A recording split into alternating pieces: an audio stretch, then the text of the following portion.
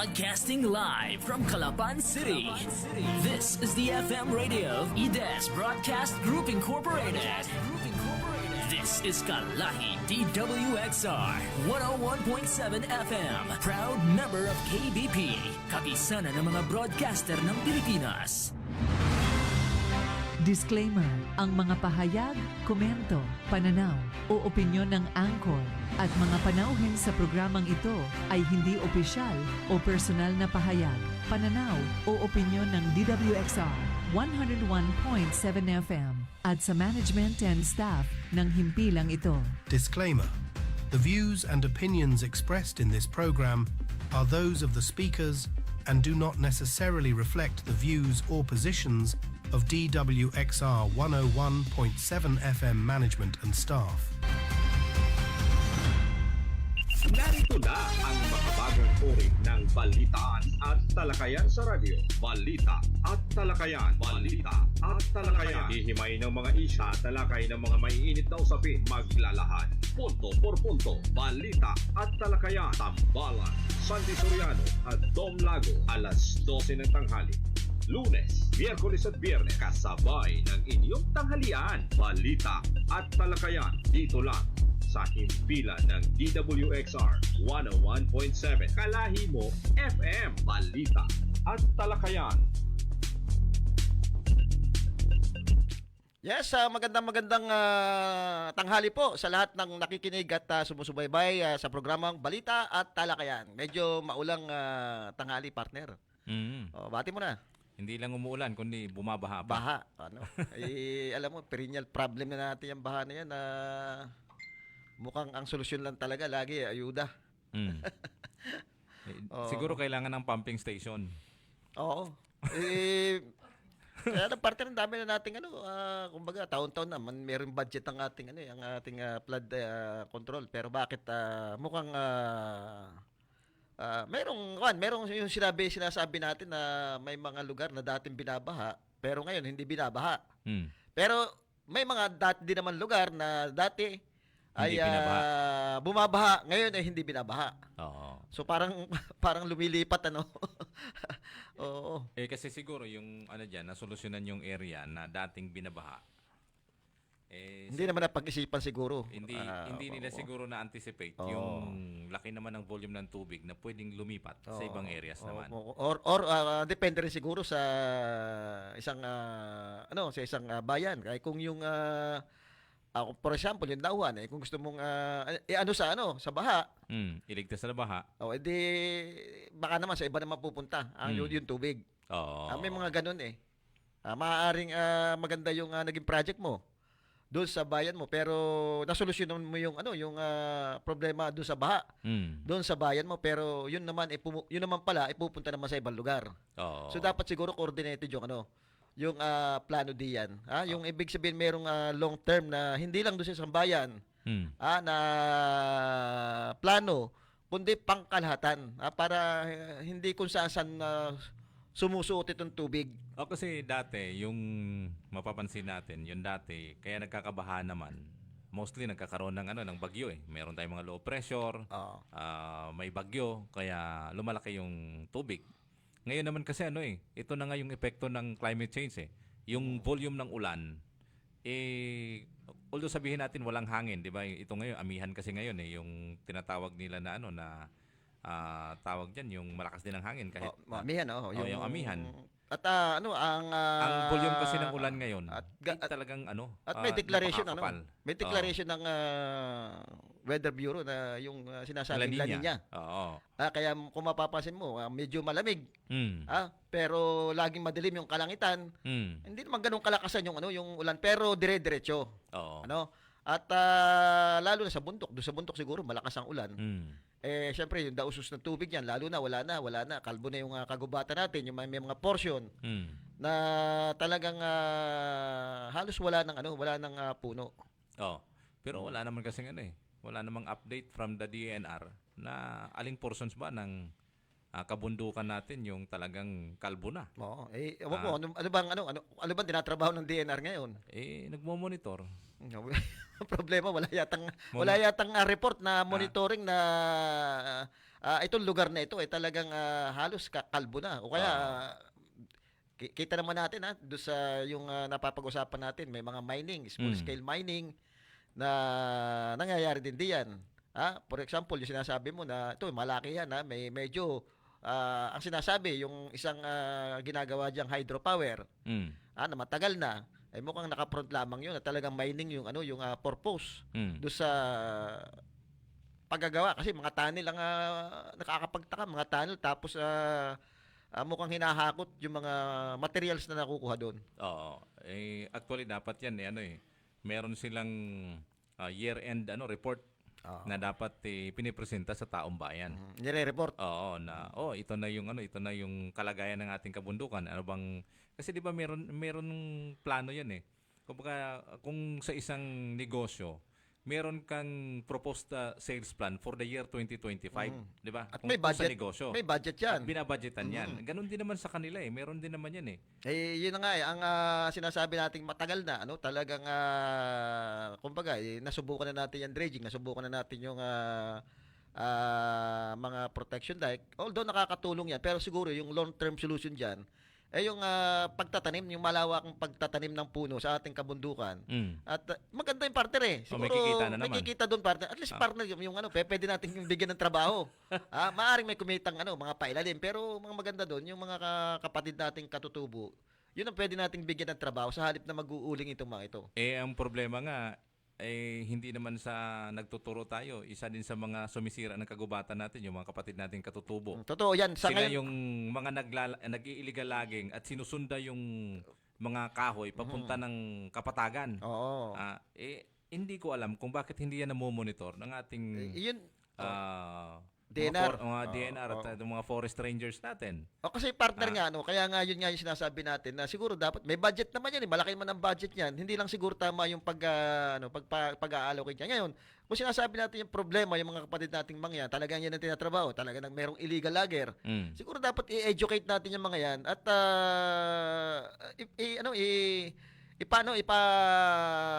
alam sa kanila na hindi dapat pinuputol. Bigyan natin ng magandang trabaho sila. Kasi kaya ginagawa nila yon partner, dahil nga nung wala silang pagkakakita maayos na hanap buhay Ngayon, kung i-educate mo yan, tapos sasabihin mo, kayo na yung magtanim ng mga puno, kayo na rin ang magbabantay niyan, pero dapat naroon yung suporta ng gobyerno para sa kanila.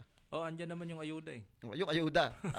Uso na yan ang ayuda. Talagang naging institusyon na yung ayuda na yan 'Di ba? Ang ano kasi doon dapat binibigyan 'di ba sa ngayon sa sektor ng ating mga katutubo, may representative sila katulad sa Occidental, alam mo. Dito sa atin sa provincial government, 'di ba? Merong nakakatuwa doon sa Occidental nung panahon ni nung mayor pa si Governor Edgar Jano.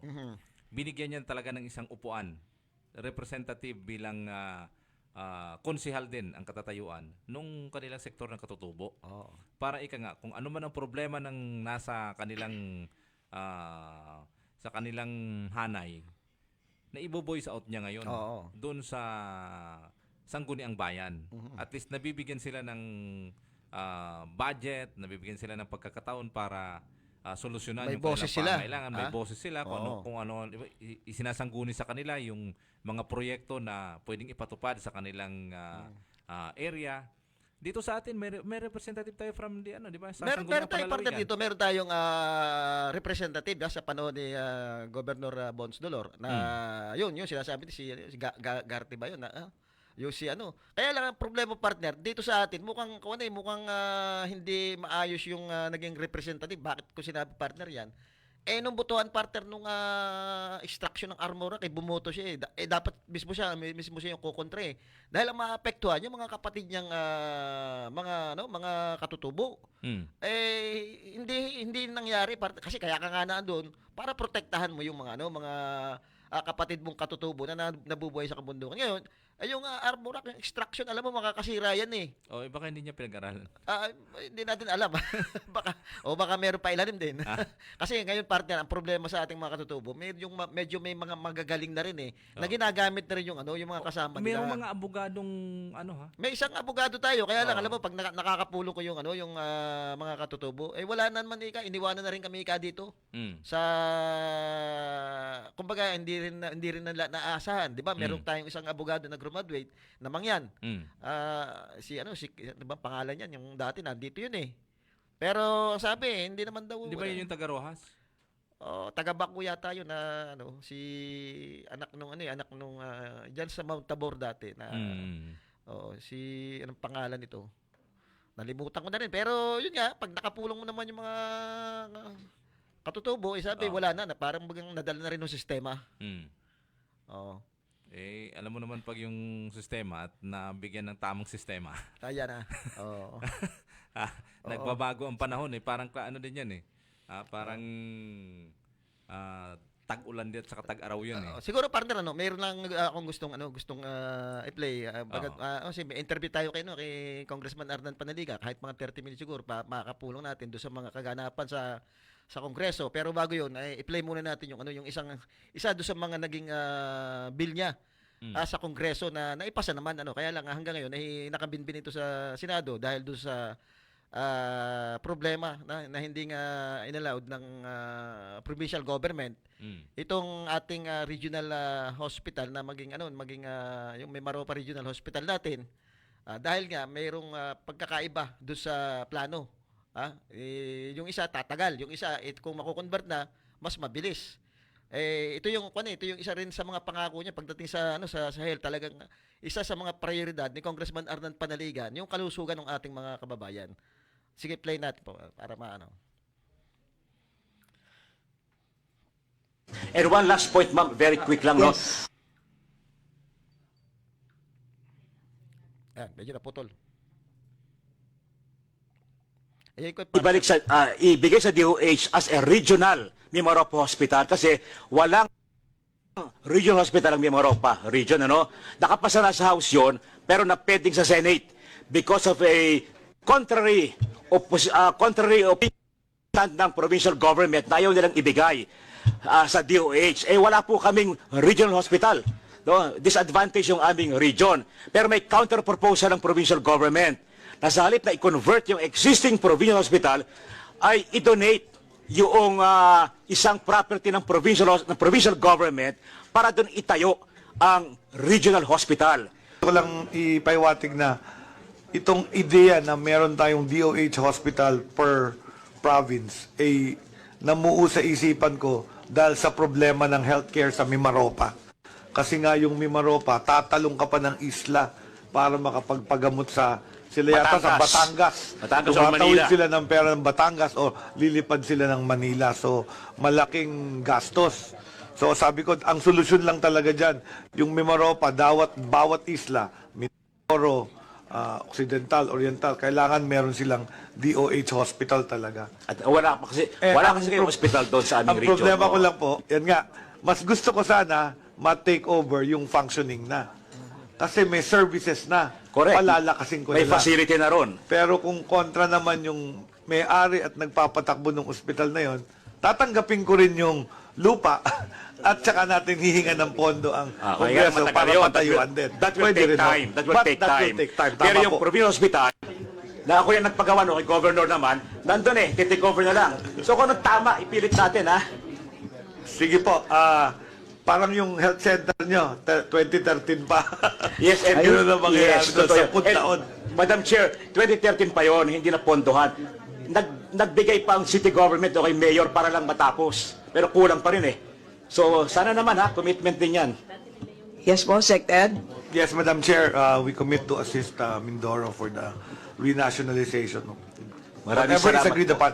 Pag-uusapan na lang siguro face-to-face para magkaroon ng agreement or consensus. Okay, salamat and congratulations to Kong Panaliga. Maraming salamat, Madam Chair. Yan po ang virtue pa nag-aantay buong umaga, buong araw sa hearing. Yes, ano naman, mataas naman ang ROI. Maraming salamat, Madam Chair. Ayun, yun yung isang unang-unang bill na pinail ni Congressman Arnan Panaligan, yung conversion ng ating kasalukuyang provincial hospital into regional hospital. Actually, last year pa ito, partner Itong at aprobado na ito ng Kongreso. Kumbaga nasa Senate na Ang problema nung dumating sa Senate, tinabol ito ng provincial government at ayaw nila ayaw nilang yun ang i-convert. Kumbaga meron silang ibang version na proposal na ang gawin daw na regional ay yung dating provincial hospital diyan sa bundok na sa tingin mukhang tatagal pa kung yan ang pakinig mo naman sinabi ni Secretary Herbosa ay tatanggapin pa rin nila.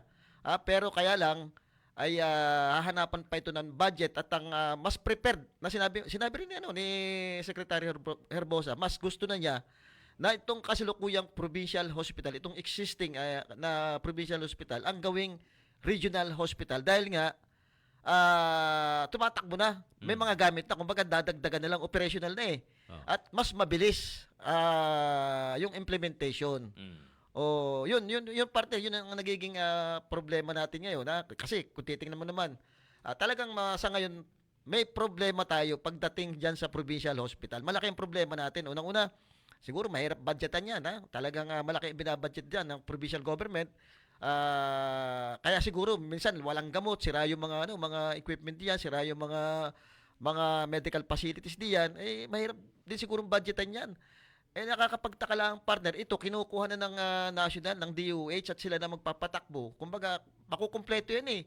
At ang makikinabang diyan, syempre yung ating mga kababayang Mendoreño na kapos sa pagpapa-hospital sa mga private hospital. Ay bakit ayaw pang ibigay itong kasalukuyang provincial hospital na sa tingin natin hindi dapat pinapatagal dahil ito'y kailangan ng ating mga babayan pagdating do sa kanilang kalusugan, partner.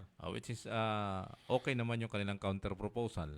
Ang nakikita lang kasi dito nila Congressman Panaligan at ng Secretary Herbosa, tatagal. Tatagal, partner. At saka pakinig mo, hahanapan pa ito ng budget. Samantalang ngayon, habang tumatagal, partner yan, madaming buhay na nasasalang-alang diyan sa serbisyo ng ating kasalukuyang provincial hospital. Hindi kasalanan ng mga doktor yan, hindi kasalanan ng mga medical worker diyan na minsan yung palpak yung serbisyo. Dahil nga kulang na kulang eh. Kulang sa gamot, kulang sa ultimo nga yung sistema ng trabaho diyan may pagkukulang dahil may problema din yung mga medical workers diyan pagdating do sa kanilang mga salary, laging delay. Yung kanilang mga benepisyo laging hindi na maintindihan kung paano binibigay. O yung mga promotional na siyempre iba nagtatampo diyan, napakatatagal na. Hindi agad nagkakaroon ng mga item at mas nauuna pa yung mga bago. Dahil malalakas lang, sila yung nabibigyan ng item. At ang problema pa diyan, siyempre, nung iba, lalo na yung mga doktor, pagdating ng eleksyon, naiipit sila.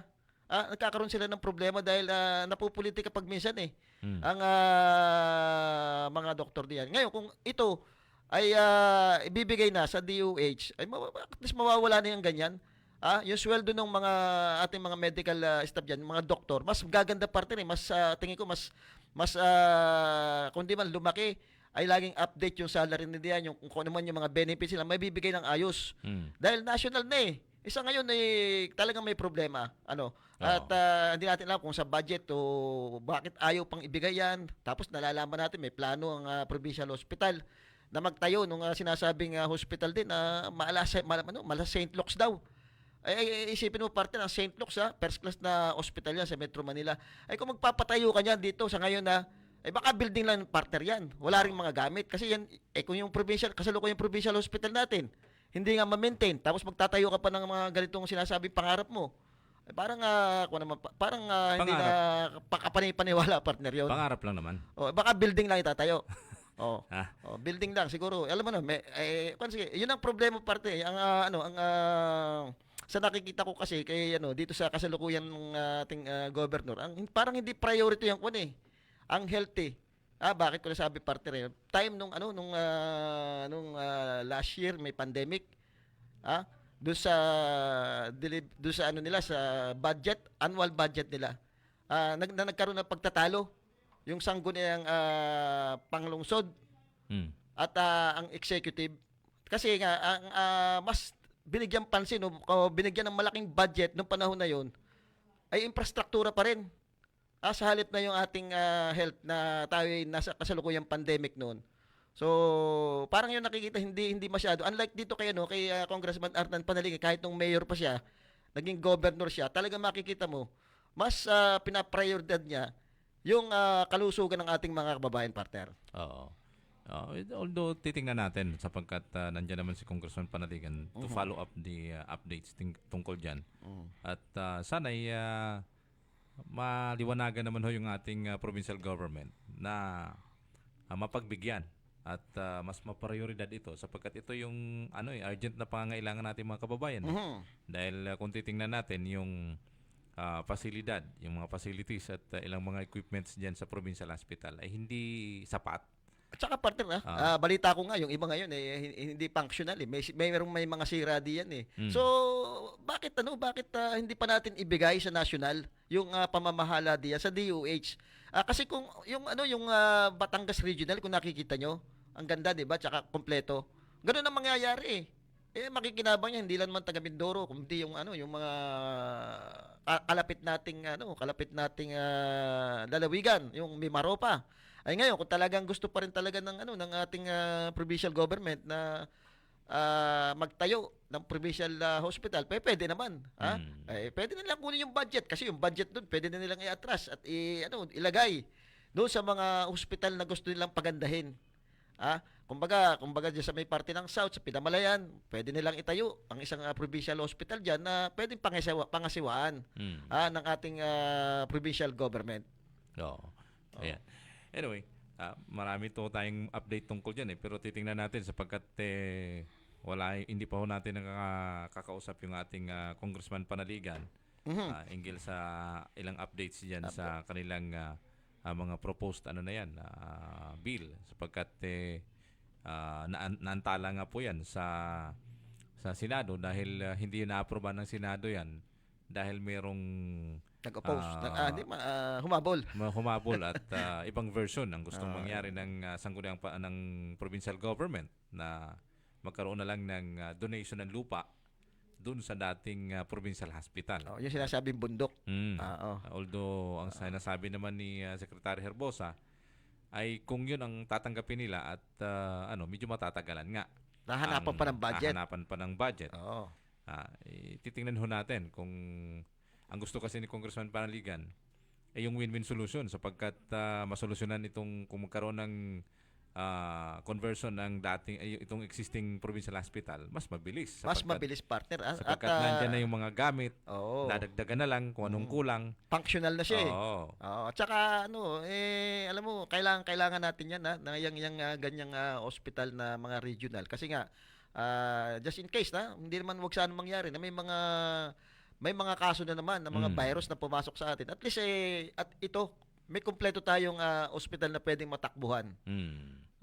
Hindi katulad nung nangyari sa atin nung last na talaga namang nakita natin nagka-problema ng malaki ang ating provincial hospital, nagkulang ng mga oxygen, nagkulang ng mga sirens, lahat halos madaming naging kakulangan kaya marami ring na sakripisyong buhay, partner. Kasi ito'y dapat ito'y unang-unang ginagawa ng solusyon itong ating problema sa provincial hospital. Ngayon, kung may nagganyan, nakaaro na, nakandyan na, dapat ite-take over na lang ibigay na natin. Unang-una, malaking kalawagan yan pagdating do sa pagbabudget. Mababawasan yung budget na bibigay. Mawawala na yung responsibilidad ng ating provincial government kung regional hospital na yan. Unang-una, tsaka mawawala na rin sa kuko ng mga politiko yung pagpapatakbo ng ating regional hospital. Ayan. Anyway, puntahon natin sa ilang mga issues kasamang sandi sapagkat dito sa ating lalawigan ay yung tawag dito, yung kasalukuyang problema ngayon ng ating mga kababayan itong pagbaha dahil actually pagka yung ganitong binabaha yung ating lalawigan, yung ilang mga kababayan natin mga magsasaka ang unang apektado sapagkat lubog yung kanilang palayan. So ano ngayon ang magiging contingency plan ng ating gobyerno para matulungan itong mga magsasaka natin sapagkat napakarami ng krisis na dumaan sa kanilang paghahanap buhay mula dun sa kanilang mga alagang hayop hanggang dun sa kanilang palayan na ngayon nung nakaraan mababa na yung kanilang ani mababa pa yung presyo ng palay. Ngayon, binabaha na naman. Sa tingin ko, marami na namang masasalanta ngayon na tawag dito ng mga hanap buhay palayan ng ating mga kababayan dito sa ating lalawigan. Siyempre, partner, apektado na naman diyan. Pagka nagkatuloy-tuloy yan at apektado yung mga magsasaka, yung presyo ng bigas, apektado na naman yan. Oo. Kasi kung magkakaroon ng malaking problema, tuloy-tuloy yan, na apektado yung ating mga magsasaka, babalik na naman tayo. Yung importation na naman ang pupuntahan yan dahil kukulangin tayo ng supply ng bigas sa bansa natin. Oo.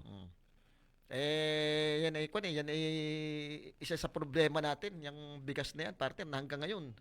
Talagang walang pagbabago yung pagbaba ng presyo niyan. Although sinasabi nga, 'di ba, yung tariff ay binaba nila. Pero ang dahilan noon, kaya ibinaba yun ay para magkaroon ng maraming na supply ng bigas galing sa ibang bansa. Para mapunan yung pagkukulang at magmura yung presyo ng nung bigas natin. Pero hindi nangyayari, partner. Nakakapagtaka, hindi nangyayari yung pagmura ng bigas. At yun siguro yung tinatanong ni Congressman Arnan Panaligan sa isang meeting nila do sa mga opisyal ng Department of Agriculture. Bakit hindi bumababa? Ganung binaba na nga yung kumbaga yung tariff may mas mababa na kumpara nung una.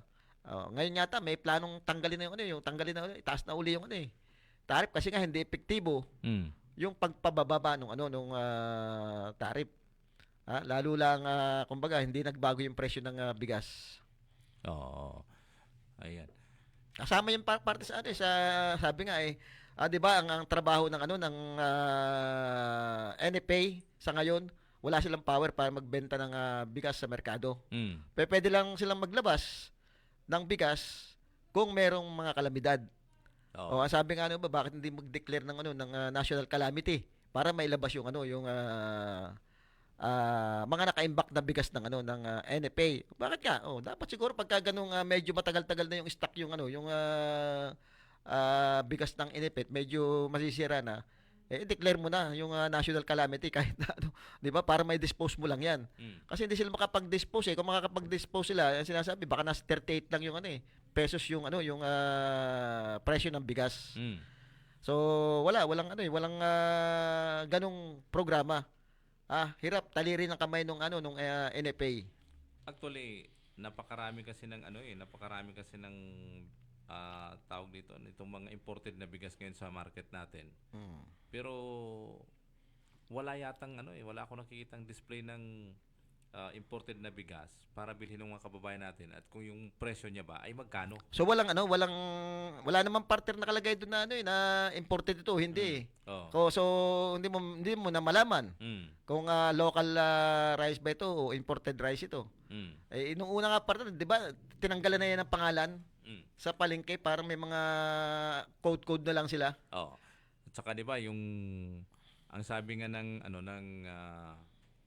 tawag dito na sa monitoring nila, dahil napakarami ng mga imported na bigas, dapat ang kilo ng bigas ngayon sa market natin, lalo na doon sa mga imported, is nasa 42 pesos lang per kilo. Pero ang tanong, nasaan kaya yung mga yun?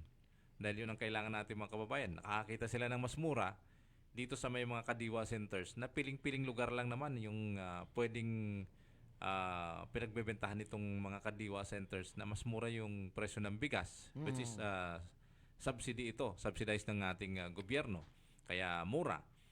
At the same time, limited yung mabibili mo kung ilang kilo lang.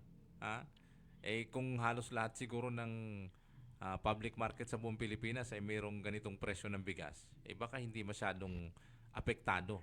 Tsaka partner, nakikita ko kasi yung pagbebenta ng bigas ng kadiwa o kaya sabihin natin temporary solution lang yan Ang kailangan talaga dapat, partner, palakasin yung sektor ng agrikultura natin. Kumbaga, yun ang suportahan ng ating gobyerno. Ibigay yung pangangailangan ng ating magsasaka, hindi lang doon sa mga ayudang ibinibigay kundi doon sa mga kaalaman, yung teknolohiya. Paano nila mapapaunlad yung kanilang pagsasaka. Kasi itong kadiwa, itong mga NFA, kung magbenta man ng ng bigas na mura, artificial lang yan kasi kaya mura yan, sinusubsidize ng ng gobyerno Ngayon, ang dapat siguro palakasin nyo yung sektor ng ating agrikultura. At yan yung isa doon sa mga dahilan kung bakit itinaas yung budget nila. Na yung dating 15 billion naging 30 billion. So sabi nga ni Congressman, bakit hanggang ngayon doon pa rin tayo nag-rely? Ang laki na ng budget. Ang laki na ng budget nung palagay ko mas malaki pa ang budget ng Department of Agriculture ngayon.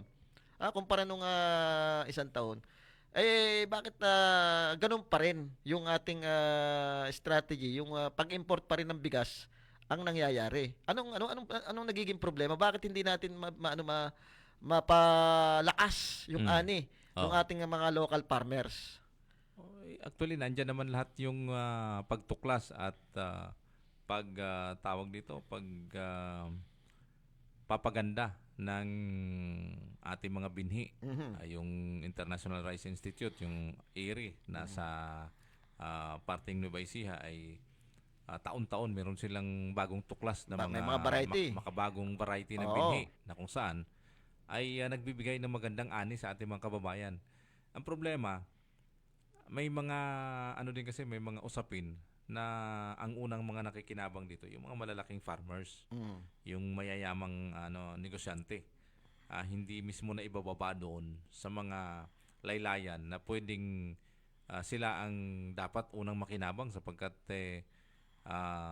doon pa lang sa sistema ng pagpapalayan talo na sila kasi ang subsidiya naman ng gobyerno, maliit lang din ang tulong ng gobyerno pagdating sa abono. Pagdating sa mga pestisidyo, binibili nila lahat yan. Tapos, ang isa din sa mga tinitingnan nating dito, mga loopholes dito, sapagkat may mga kasi diba, mostly dito sa atin, may mga magsasaka na nag-aaryendo lang ng mga palayan. Di ba? Na nag-aaryendo lang ng mga palayan. Taraskuhan. Taraskuhan. Di ba may kontrata lang yan. Let's say 3 years, 4 years, 5 years. After 5 years, nagpapalit ngayon yung mga gumagawa doon sa mga taraskuhan na yan. So yung pangalan, yung data nila sa Department of Agriculture, nagbabago. 'Di ba? Yung mga bago ngayong pumalit, wala silang pangalan, hindi sila nakakatanggap nung subsidy. Dahil kailangan nilang kumuha pa uli ng mga requirement para mapasama doon sa mga benepisyo. Yung mga dating mga walang palayan, nakakatanggap pa. Dahil yung mga hindi na nagsaka. Kaya nangyayari, nakikita natin, mayroong mga nagbebenta ng binhi, abono, na kasi nakakatanggap sila kahit wala silang palayan. So yung kulang dito ay yung pag-update lagi. Saka yung monitoring. Yung monitoring. Yun ang isa sa nakikita ko na nagiging loophole sapagkat at saka isa pa yung proseso ng pagbibigay ng mga subsidiya katulad ng abono. Di ba? Yung pamamahagi inaabot ng hapon, ginagabi. Yung kasi dapat binibigyan nila tamang sistema para yung mga magsasaka natin anytime pwede silang mag-purchase ng abono kasi may parang tawag dito yung parang ini-scan lang yung pinaka barcode barcode na halimbawa ikaw nakapangalan sa iyo, let's say amount lang within 15,000 pesos.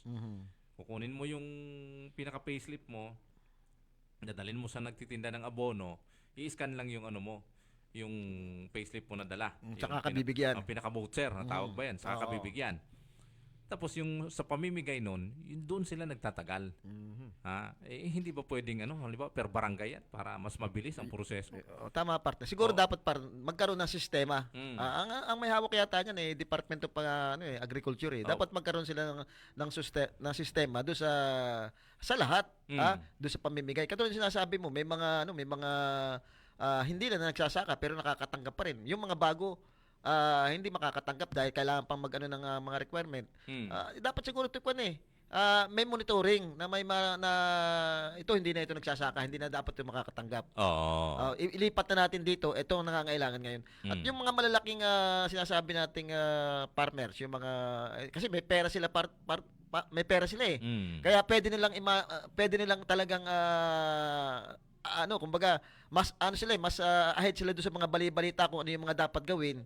Ang tingnan din siguro dapat dito, yung mga maliliit na magsasaka dapat talagang bigyan ng pansin. Ng kumbaga kung kailangan ano ba talaga yung kailangang mapunta sa kanila, kung abono, kung mga fertilizer, yung mga technician na pwedeng tumingin do sa mga palay nila. Kasi hindi lang partner yung basta bibigyan mo ng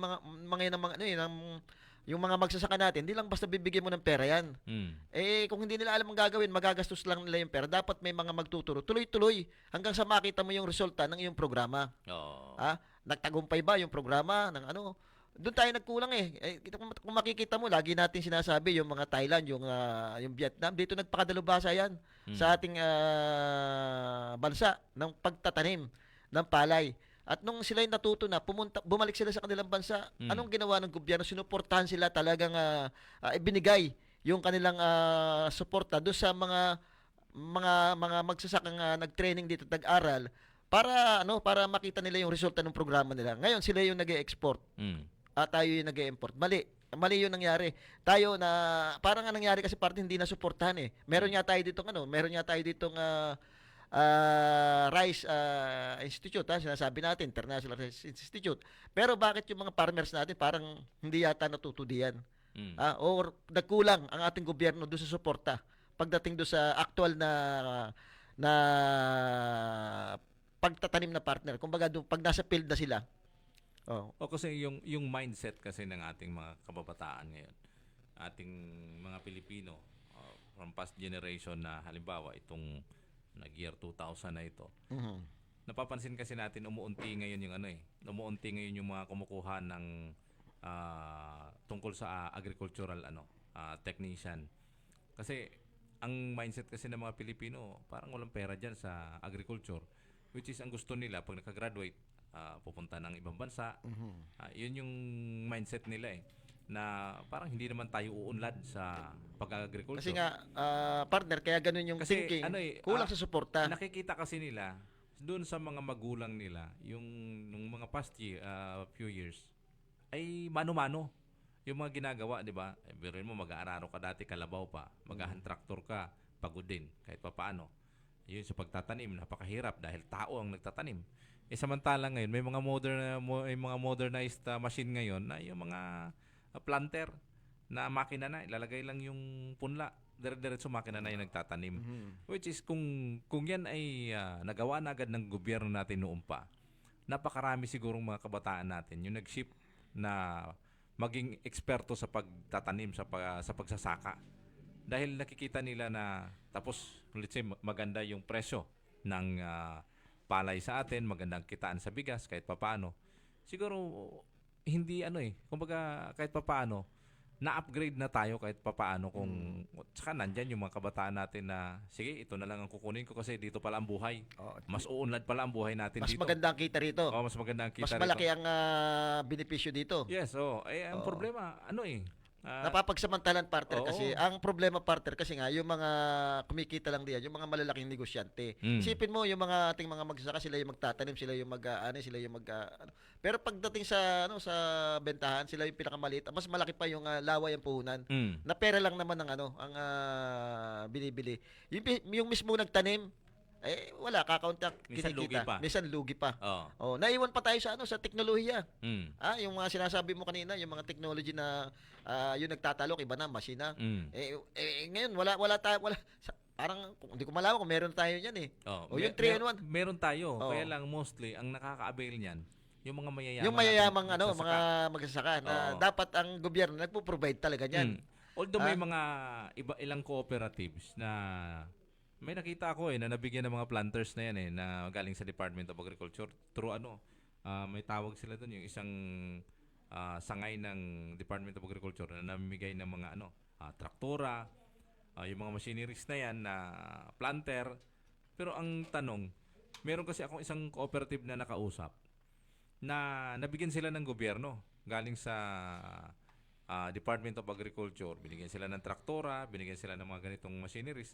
Ang problema, hindi nagagamit ng mga miyembro. Dahil hindi alam. Nakatenga lang sa isang bodega, sa isang kanilang paradahan ng kanilang mga equipment na kung saan sayang. Kasi hindi naman siya napapakinabangan Dapat magpa-function yung mga machineries na yon para mapagaan at mapamura ngayon ang gastos ng mga miyembro ng naturang kooperatiba. Yun ang kulang eh. Walang, kumbaga, binigay lang. Ganun nga, kasi ganun parte na nangyayari sa atin eh. Yung may tutulong ang gobyerno, bibigay mo lang. Pero yung sinasabi, hindi naman alam kung paano gagamitin. Dapat tuloy-tuloy yung tuloy-tuloy yung pagtulong, hindi lang dun sa basta ibibigay mo. Bago dagdagan pa siguro ng mga swapang na ilang mga namumuno sa kooperatiba na gusto silang lang ang makikinabang na ilang mga miyembro ay ginagamit lang. Dapat kasi sa ganyan talaga kung gusto nating mabago yung sistema ng agrikultura natin lalo na dito sa palay yung bigas natin. Siguro dapat pinoprovide na lahat ng gobyerno yung mga makinarya at tinuturo kung paano gamitin itong mga ito. Pati yung mga technician, mga magagaling na nag-aral diyan sa sinasabi natin International Rice Institute, dapat yan ay pinapupunta nga, sabi nga yan daw yung mga sundalo diyan sa mga kabukiran, dapat sila yung ina-analyze yung klase ng lupa na pwedeng applicable na itanim dito. Lahat kumbaga yung kasi yung talagang technology hindi mo sa pagsasaka hindi pwede yung dating ginagawa natin basta kanila magtatanim. Ngayon may mga pag-aaral na ginagawa eh. Yun ang dapat maibigay do sa ating mga mga magsasaka, yung mga makabagong pamamaraan para lumakas yung ani nila. Which is pwede rin na ang isa siguro sa mga titingnan ngayon sapagkat alam mo nagbabago yung panahon natin eh. Kung dati halimbawa nagtatanim mga magsasaka natin around December, nagtatanim na sila ng second cropping nila. Ngayon yung panahon natin, pag nagtanim ka ng December ngayon, sa panahon ngayon, sa kasalukuyan dito sa ating lugar, pag nagtanim ka ng December, uulanin ka ng January, uulanin ka ng February, lubog yung lubog yung pananim mo.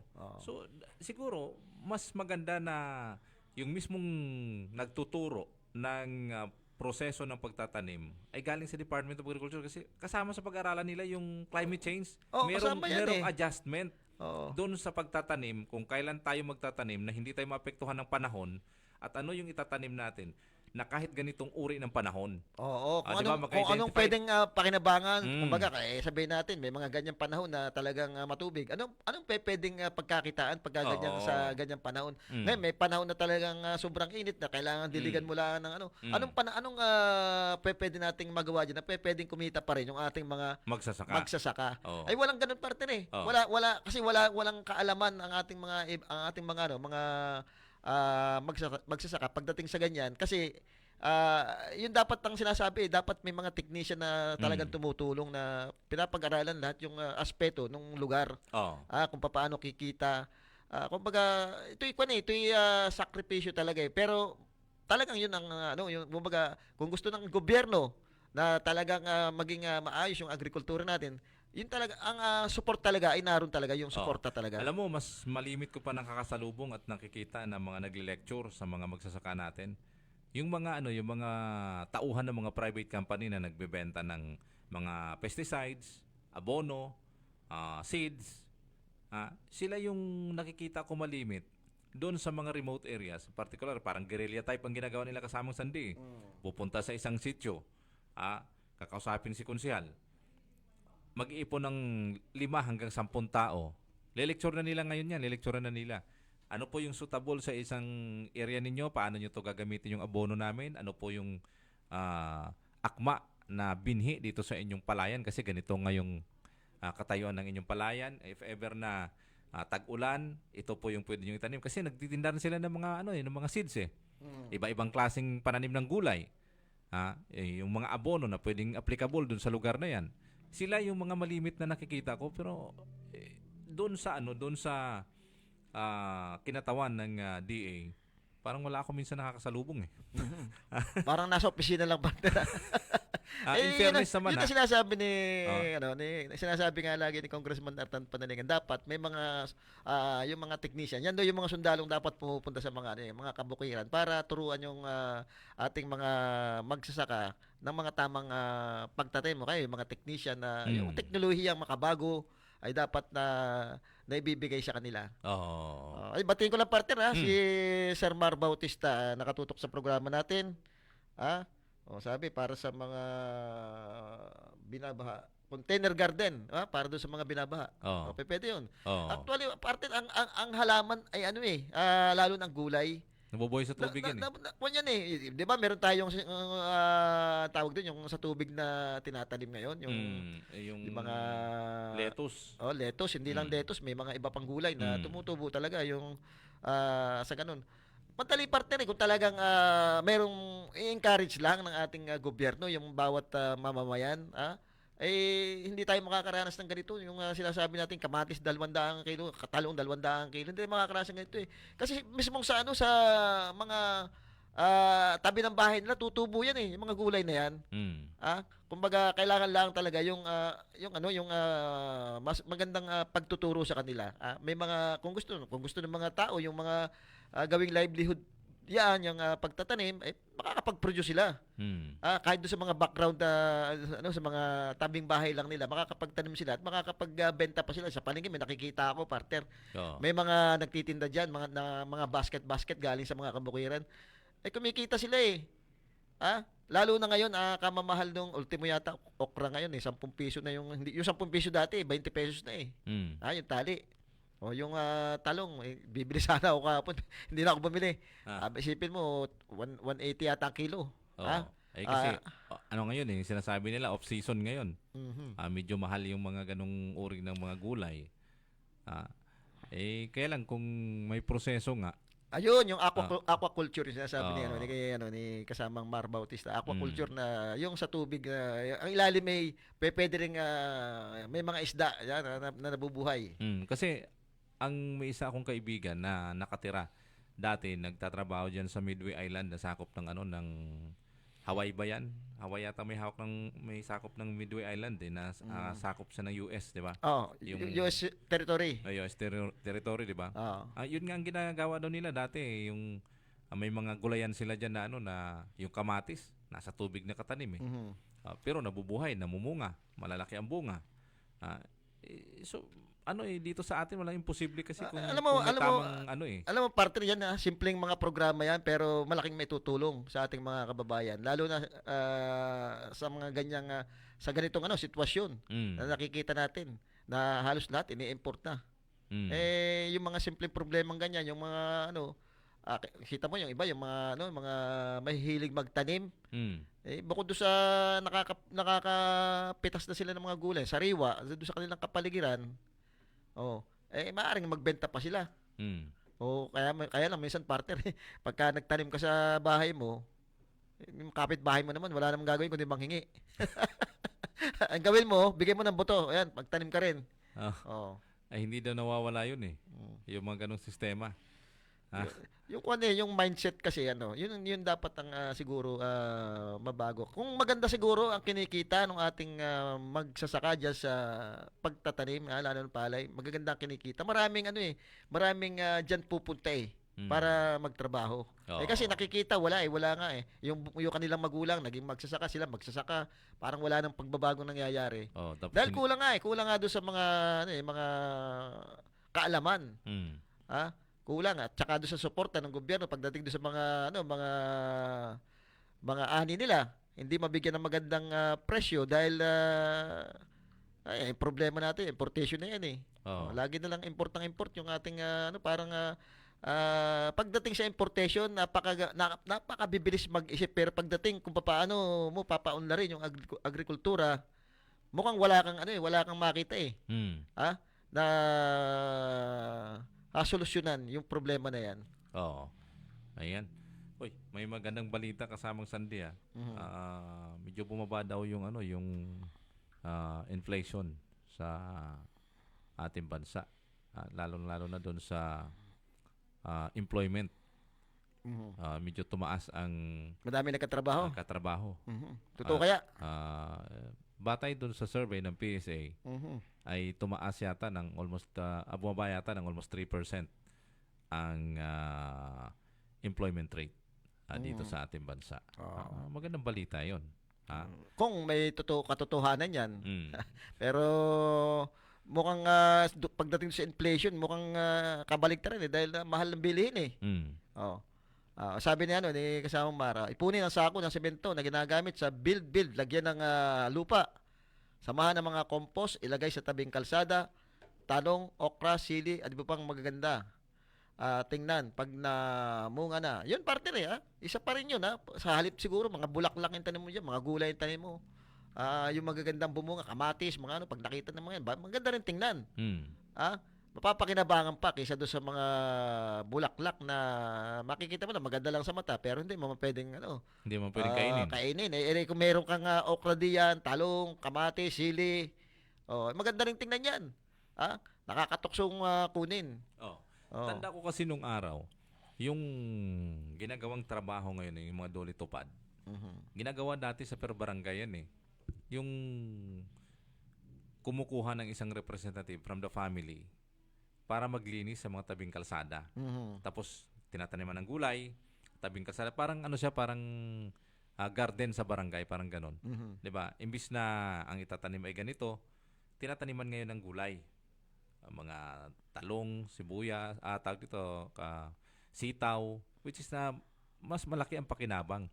Tingnan mo ngayon yung mga ginagawa naman ng gobyerno natin, dinadaan through dole, yung dole tupad na ginaganon. 'Di ba? Naglilinis sa tabing kalsada, yung parang community service. Ang ginagawa nila, isang oras, papicture. Tapos ang magkanong sweldo, parang almost 500 pesos. Oo. Diba? Ano yan? Mga nasa mga 3,000. 15 days, ganun. Hindi. Almost 10 days nga lang yung iba 10 days. Oo. Siguro isa pa rin maganda partner. Katulad niya, kung Biltong Calapan City, meron tayong programang Green City. Meron din yung bakanting lupa. Sabihin natin, private. Nadami din yung private lupa na baka pwedeng kausapin habang di nyo ginagamit. Magkaroon tayo ng isang testing na, sige nga, tingnan nga natin kung anong buhay dito sa agrikultura. Tanan nila ng mga kapay-kapay na bang nagulay na pwedeng dalhin dito sa mga kalapit nating probinsya o kaya yung consumption dito sa atin sa probinsya natin. Kumbaga magkaroon tayo ng testing na programa. Tingnan natin kung paano natin mapapaunlad, tutok doon yung mga agriculturist natin kung paano mapapaganda yung mga bunga ng mga yan. Tingnan natin kung magiging matagumpay. At pag naging matagumpay, siguro lahat ng mga lupa diyan bakante na pwede namang mahiram, baka pwedeng gawing taniman na rin. At syempre dapat mag-invest ang mga local government diyan, mag-invest ng pondo. Pero kaya naman dahil pagdating sa pagpupundo, 'di ba? Yung sinasabi natin, daming ayuda binibigay ngayon. Kung sa halip na ibigay mo individual sa tao 'yan, dito kayo magiging tao din sa ginagawa nating programa ngayon. Titingnan natin kung magiging matagumpay ito. May sweldo kayo dito. At may mga technician din siyempre titingin diyan, yung mga eksperto. Kumbaga talagang pagtutuunan ng pansin yung isang lugar na tinamdan mo ng mga iba't ibang klaseng gulay, titingnan natin kung magiging matagumpay. Di kung pag naging matagumpay yan, magandang hanap buhay yan, pang matagalan yan. Hindi yung basta binibigay-bigay mo lang na ayuda. At malaking kunya kasi dito sa atin unang-una dito sa atin masusolusyonan yung mahal na bentahan ng pagkain. Doon sa trabaho pwede mong dalhin sa sa ibang kalapit bayan. Yung mga ani ng makukuha diyan. Ayan. Hoy, wala na tayong oras kasama Sunday. Malapit na po tayong magtatapos. Mayroon na tayong 2 minuto na lang. Sana yung problema sa baha ng ating lalawigan, sana ay meron silang agarang solusyon para hindi masyadong masalanta yung kabuhayan, yung mga magsasaka natin na may tanim na palay ngayon dahil panahon ngayon ng malapit nang bumunga yung palay. Yung iba ngayon ng araw January na, mga March may mga nag-aani na yata meron yan. Meron na. Kasi siyempre kasagsagan yan ng yung kumbaga siguro dapat talagang masolusyonan yan yung ating problema na yan. Yan naman taon-taon nangyayari. Kailang sabihin naman hindi lang naman sa atin binabaha wag tayo magturo may magturo solusyonan yun natin yung atin. Mahirap yung sasabihin naman nila ang gagaling nyo, hindi kayo na. Ayan. Hoy, may babatiin ka. Oo, babati ko na si Capo Pong Ortega diyan sa sa parte ng Victoria na talagang busy-busy rin, do sa kanyang mga kababayan diyan. Naniniwala tayo na darating yung time na yung sinasabi niyang tayo na po sa bagong Victoria. At makakaasa kayo ng maayos na serbisyo diyan kay Capo Pong. Dahil kilala yung pamilya ng mga yan diyan, matagal din naglingkod yung mga Ortega diyan sa bayan ng Victoria. At makakasigurado kayo na malinis at tapat na serbisyong ibibigay ni Capo Pong para sa inyo. Hindi kayo nanakawan yan, hindi kayo galit sa illegal yan eh. At makakapagbigay yan ng magandang serbisyo. Binabati ko rin si dating congressman at ngayon tumatakbong Mayor Doyle Liachon, na matagal na inaantay na ito ng ating mga kababayan doon sa kanyang pagbabalik para doon sa mga programa pauli niyang mga bibigay dito sa siyudad ng Mindoro. Matatandaan mo partner talaga ng mga kung titingnan mo yung track record ni Mayor Doyle Lecho nung siya nanunungkulan pa ay hanggang ngayon nandiyan napapakinabangan yung City College, yung ating Orange Card at yung sa employment partner. Yung bagong palengke na naipatayo niya, bagamat may mga problema ngayon, sigurado pagka siya nakabalik, aayusin uli yung mga problema diyan sa Calapan City Public Market. Doon sa leadership naman partner, hindi matatawaran yung kanyang pagiging leader dahil minsan nangyari na sa atin na nagkaroon ng malaking trahedya ang Calapan City nung binaha tayo, kasalukuyan siyang mayor. Dito napagkaisa niya yung bawat sektor para magtulungan do sa sandbagging na ginawa diya sa ilog para lalong hindi mas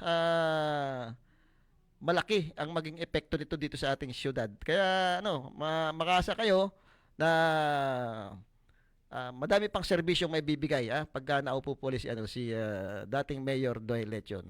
Partner. Ayan. Hoy, wala na po tayong oras. Hanggang sa susunod na araw na aming palatuntunang balita talakayan. Tumlago po. Magandang araw po sa inyo lahat. At syempre, Sandy Soriano po ang inyong abangan niyo po yung aming programa sa susunod na Miyerkules. Okay po. Magandang hapon po sa inyo lahat.